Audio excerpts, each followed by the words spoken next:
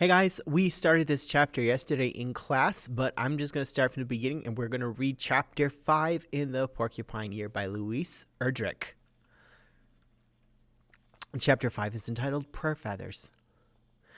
Today, Day had a job for her, and Omakayas was relieved to hear that it was not tanning hides. He asked her to make his favorite traveling food, venison pounded dry with berries and covered with boiled fat. This food could be carried in hide pouches over great distances, and it always tasted good when boiled with whatever could be found to add. A deer carcass, which Day had brought to the camp the day before, had hung the night in a tree. Now Nokomis helped lower it, and they took it out onto the shore. "Cut it thin," said Nokomis. The meat would dry on the racks constructed of long birch sticks. Their knives, bought from the trader back on Madeline Island, were very sharp, and each tender strip was sliced very thin to dry quickly. As for the berries, Old Tallow and Angeline were collecting more to add to the ones they had gathered. The day was hot, and already the berries from the day before were puckering nicely. If only the little porcupine could leave them alone! Every time Omakayas turned her back, he tried to waddle over to the berries and began delicately but quickly plucking them up and shoving them into his mouth with his black paws.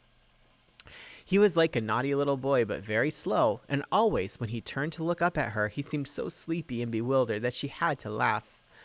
"I see that Quill has left his medicine animal to me," said Omakayas, shooing him off.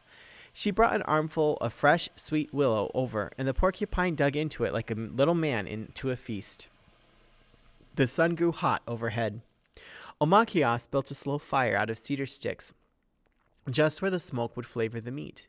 Then she retreated into a leafy strip of shade beside the beach.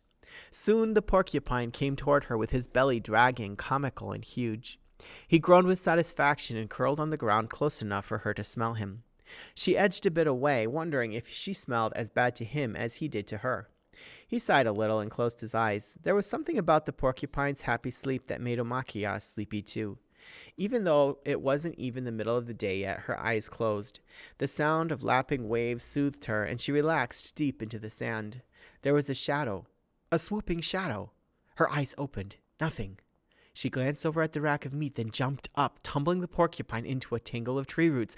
Gone! The strips of meat! Many of them were gone! And yet the seagull hadn't discovered the rack. She would have heard them. They never kept quiet. No, she suspected quite another culprit, but one that she could put to her own use. An eagle. She had once heard Old Tallow and her Day speak of catching an eagle by putting fish out on a rack and crouching beneath. It had taken them a very long time to attract the bird, but Omakayas had a chance right then. For an eagle had already discovered the dried meat and would return for more. A feather plucked from a living eagle was much more powerful than a feather that an eagle had dropped. The feather still had life in it. The eagle was still flying to the Creator, bearing prayers on the wind.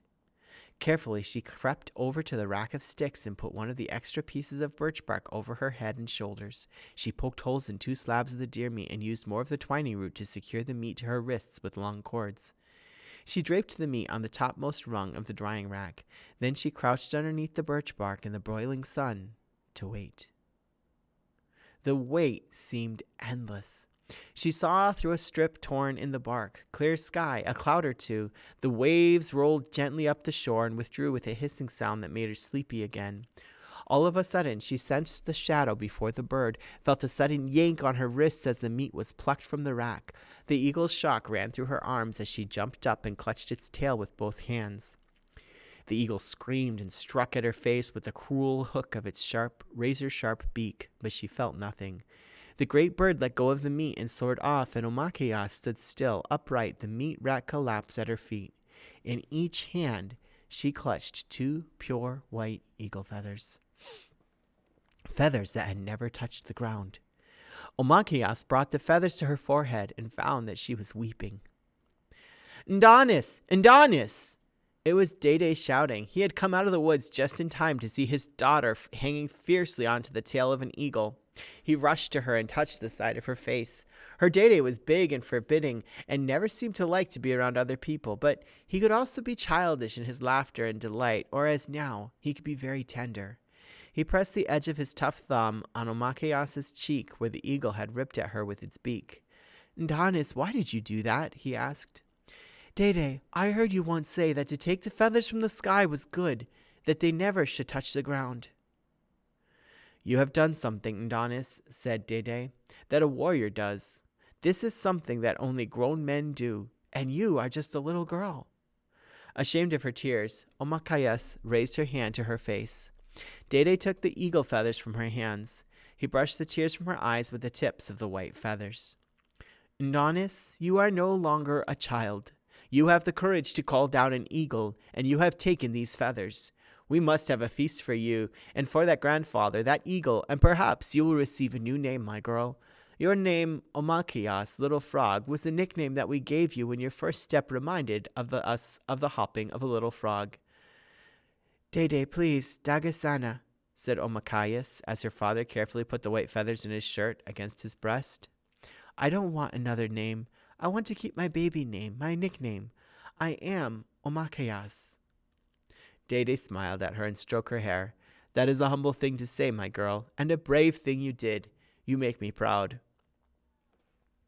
In the shade, there was a snorting as the porcupine woke and settled back into munching fresh willow. As she helped build the rack back up and replaced the slices of meat on it, and as she washed sand off the pieces that had fallen onto the ground, Omakayas felt something balloon up inside her like a cloud. It was a strange, buoyant feeling. She felt that she could be lifted away by it, as if she'd held on to an eagle and been dragged up into the air. After Dede left, she understood what it was. Pride. It was so rare that Dede ever showed that he was proud of what she'd done. That evening, Dede smoked his pipe and thought about what to do with the eagle feathers. The next day, he talked to the family and said that they would have to build a sweat lodge right there. He had dreamed of a name for Omakayas and had to give it to her right away. So the sweat lodge was built. Fishtail cut pliable green willow, and he and Anamikins bent the poles and anchored them in the ground. Angeline and Quill laced the poles together. Nokomis and Omakayas gathered the skins and blankets that they would drape over the sweat lodge to keep in the heat. Old Tallow hunted out the strongest grandfathers, the asinig, the stones that would be heated white hot and then carried into the fire pit in the center of the lodge. When medicines were placed on these rocks and water splashed over them, the steam would rise. First the women would use the lodge, then the men. There would be 2 separate ceremonies that night. Yellow Kettle was excited all day and worked on special feast dishes. She made a venison stew. She dug and softened roots for little cakes to fry in the grease of a huge beaver tail. Several times she looked longingly at Quill's porcupine. "Mother, take your mind away!" Quill was shocked at her idea, which he could see clearly in her eyes. "Don't think of making my little friend into soup," he cried. When everything was ready at last, the women went into the sweat lodge. Old Tallow and Nokomis sat by the door, and Yellow Kettle sat to the north. Angeline and Omakayas sat close together in the south.